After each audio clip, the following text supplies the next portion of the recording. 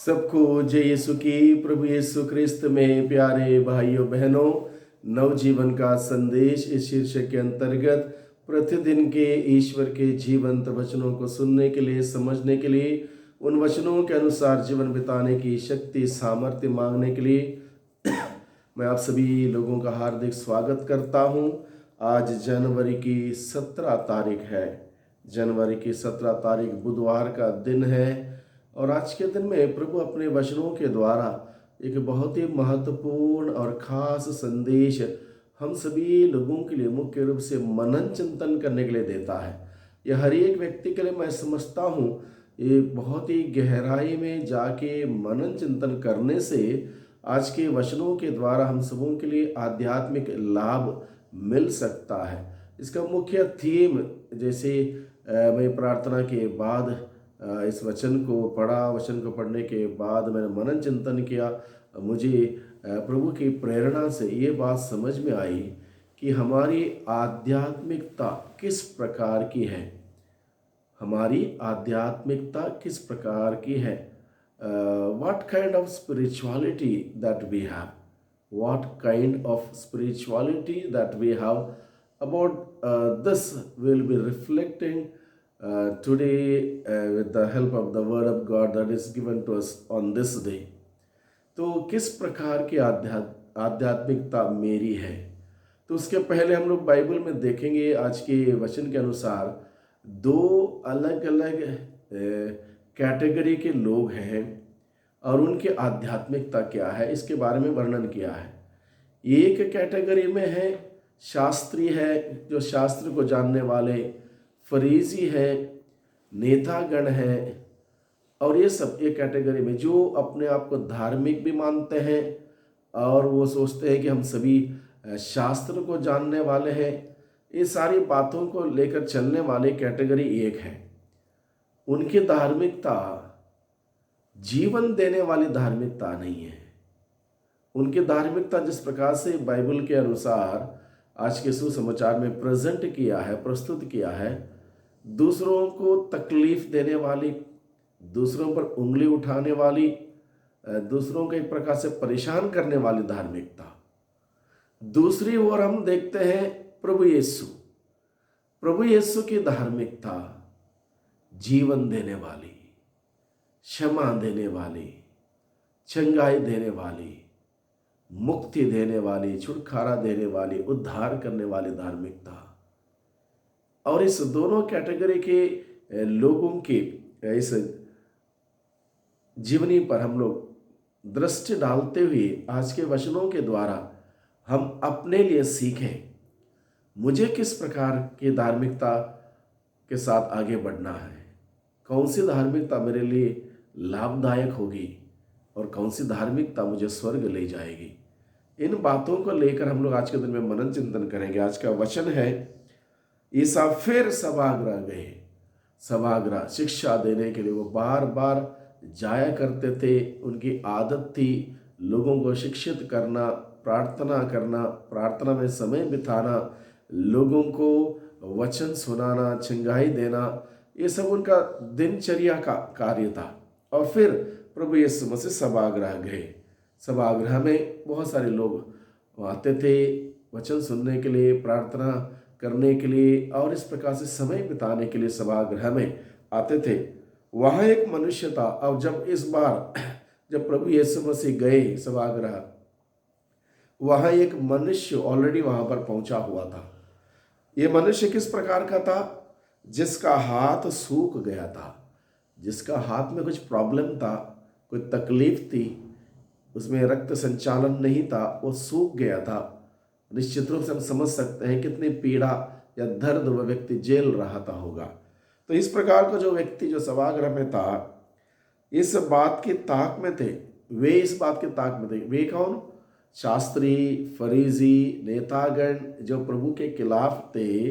वे लोगों को पता था कि प्रभु यीशु मसीह सभागृह तो आते हैं, सभागृह आएंगे तो निश्चित रूप से इस मनुष्य को जीवन देंगे, इसकी बीमारी ठीक करेंगे, इसका सूखे हाथ को सही करेंगे, ये मालूम था। इसलिए वे लोग ऑलरेडी इस ताक में वहाँ पर बैठे हुए थे घात लगाकर। अब वचन बताता है वे इस बात की ताक में थे, वो इंतजार में थे, इस बात के इंतजार में थे कि ईसा कहीं विश्राम के दिन उसे चंगा करें। वो इस बात की ताक में थे, इंतजार में थे कि ईसा कहीं विश्राम के दिन आके इस व्यक्ति को ठीक तो ना करें, क्योंकि नियम था विश्राम का दिन कोई काम धाम नहीं करना है, ये नियम था। इसका बहुत ही बारीकी से पालन करने का एक नियम था। विश्राम के दिन को कुछ नहीं, कोई काम नहीं करना है।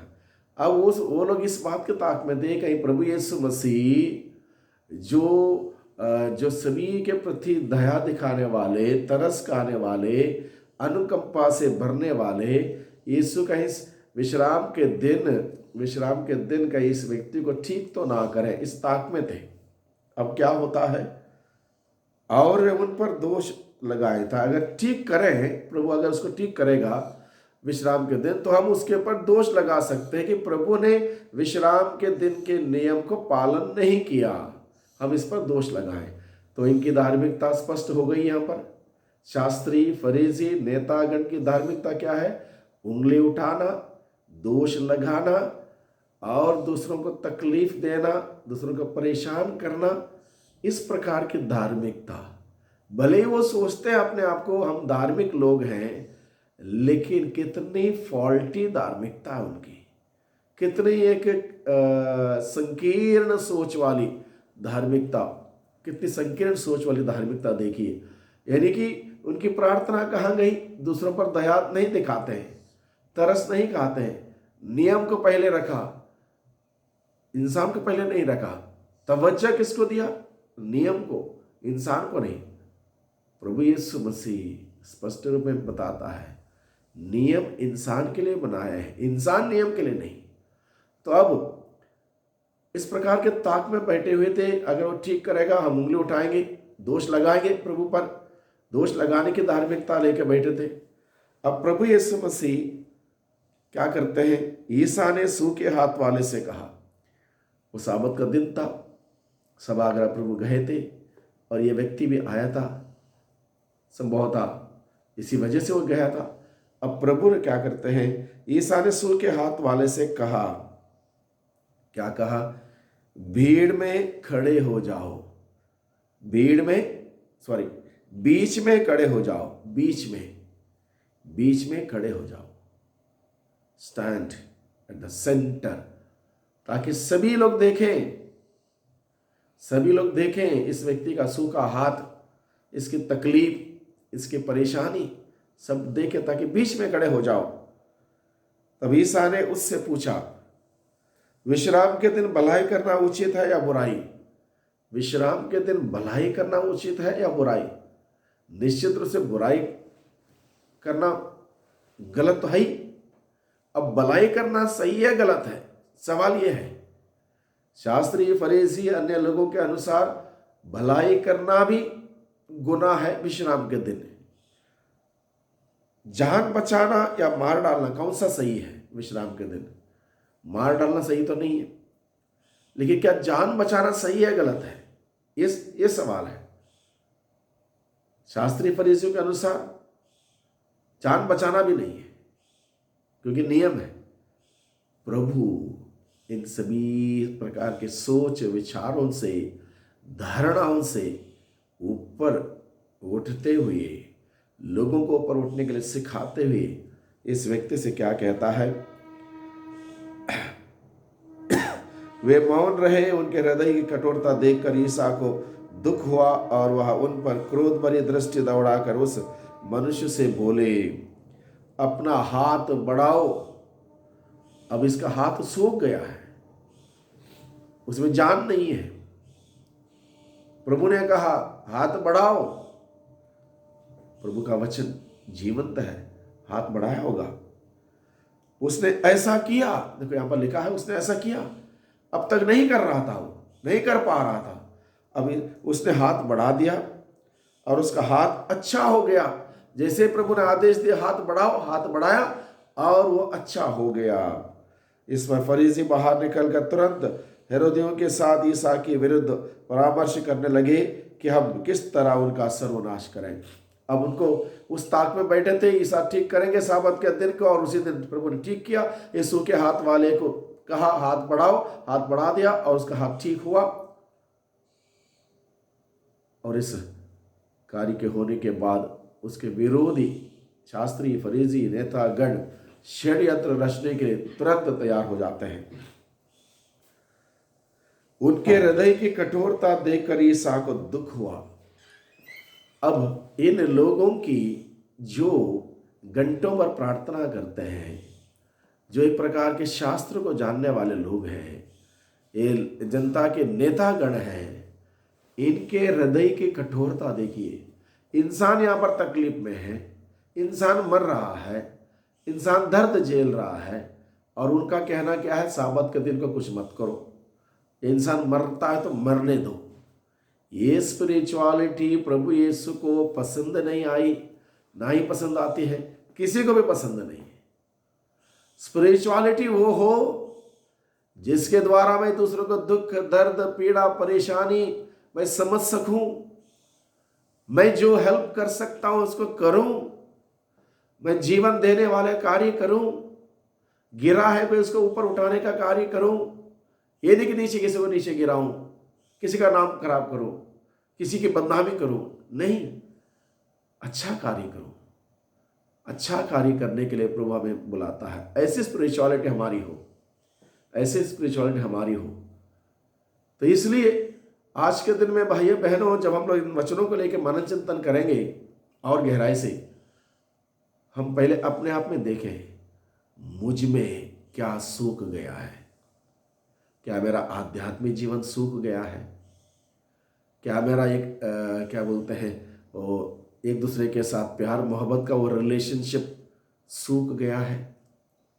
क्या मेरा प्रार्थना का जीवन सूख गया है? इन सभी बातों पर अगर विचार करेंगे, निश्चित रूप से हम आगे बढ़ेंगे, प्रभु की धार्मिकता हम ग्रहण कर पाएंगे। अन्यथा शास्त्री, फरीसी, अन्य लोगों जैसे नियम का पालन मैंने कर दिया, इतवार का दिन, संडे का दिन, साबत के दिन मिस्सा में जाना, मिस्सा में गए, वापस आके किसी से बातचीत नहीं, मेल मिलाप नहीं, किसी का उठना नहीं, बैठना नहीं, बस गुस्सा, ईर्ष्या, जलन का बरकरार रखना, क्या फायदा? कोई फायदा नहीं। हमारी स्पिरिचुअलिटी जीवन देने वाली स्पिरिचुअलिटी हो, दूसरों की तारीफ करने वाली, दूसरों की शाबाशी देने वाली, दूसरों का प्रोत्साहन करने वाली, उनको ऊपर उठाने वाली स्पिरिचुअलिटी हो। लोगों को मैं आशीष प्रदान करने वाला एक व्यक्ति बनूं, ईश्वर के आशीषों को पाने के लिए एक माध्यम मैं बनूं। ऐसा एक स्पिरिचुअलिटी के लिए प्रभु हम सबों को बुलाता है। I should be a blessing to others, that should be my spirituality. I should be a blessing to others and that should be my spirituality. यही बात प्रभु आज के दिन में हम सबों को सिखाता है, बताता है। कितनी बार भाइयों बहनों हम लोग इसके विपरीत कार्य करते हैं, जैसे शास्त्री, फरीसी, नेतागण करते थे, ऐसा ही करते हैं आज भी। इसलिए आज का दिन है हम सबों के लिए मनन चिंतन करने के लिए, ध्यान देने के लिए, ताकि यीशु की स्पिरिचुअलिटी हम सब अपनाएं और उसके अनुसार चलें, जीवन देने वाले, आशीष देने वाले कार्य करें। आइए हम प्रार्थना करें। सर्वशक्तिमान पिता परमेश्वर, धन्यवाद देते हैं आज के दिन के लिए, आज के वचनों के लिए। आज के वचनों के द्वारा प्रभु आपने हम सबों को हमारे आध्यात्मिक जीवन पर गहराई में जाने के लिए, विचार करने के लिए, मनन चिंतन करने के लिए, और जो उचित है उसी कार्य को करने के लिए आपने हम सभी बुलाया है। हम आपको धन्यवाद देते हैं प्यारे प्रभु जी। हम सबों के जीवन में वो खुशहाली आए, वो प्यार, वो मोहब्बत आए, ताकि उसी प्यार, मोहब्बत को, उस खुशहाली को दूसरों के साथ बांटते हुए प्रभु हम आपके नाम की महिमा कर पाए। दुआ करते हैं उद्धारकर्ता यीशु मसीह के नाम से, आमीन।